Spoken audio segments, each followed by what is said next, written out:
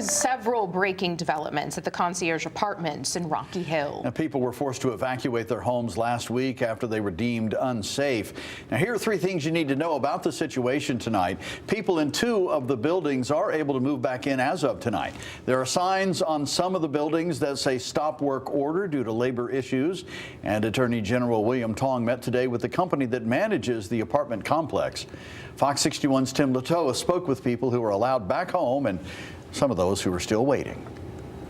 Some people were able to return to their apartments Tuesday night, while the wait continues for others. But no matter where they're sleeping, there's a sense of uncertainty for all renters. I was relieved to see there were no damages to my apartment directly. I just came in to grab some things and pull some more stuff out to go head back to my buddy's house where I've been staying for the last few days. Quick in, quick out Tuesday for Concierge Apartments renter Giancarlo Baggio.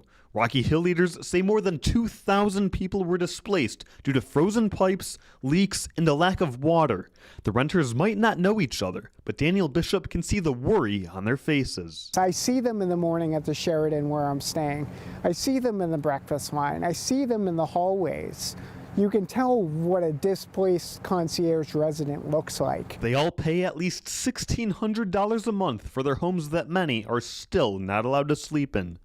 Bishop and other renters in 2 of the buildings were allowed to return home Tuesday, but as temperatures continue to dip below freezing, he fears the saga isn't over yet. I don't feel comfortable going back to this place because I don't trust the messages that are received. Bishop is hopeful he'll be able to get out of his lease now that the state is involved. Connecticut Attorney General William Tong met with senior leaders of the ownership group, JRK Holdings, on Tuesday.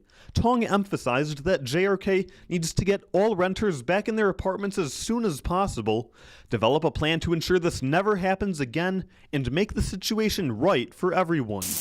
One renter sent me this video taken Tuesday of a pool of water in the lobby as it poured from the ceiling. Others tell me another building also had a leak and fire alarms going off. We just received an email that we are good to move in back, but I was just wandering around and then the fire alarm just went off in the building I live in. Monique Sear is still not cleared to return to her building, so her family has been staying with a friend. Her lease is up in May, and the thaw and the spring can't come soon enough. I've never lived in a complex where we have had so many issues back to back to back to back to back to back.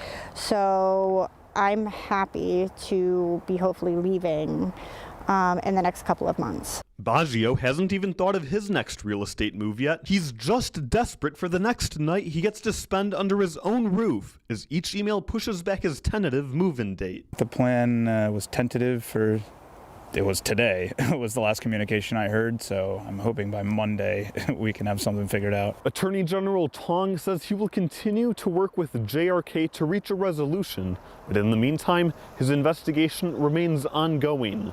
In Rocky Hill, Tim Latoe, Fox 61.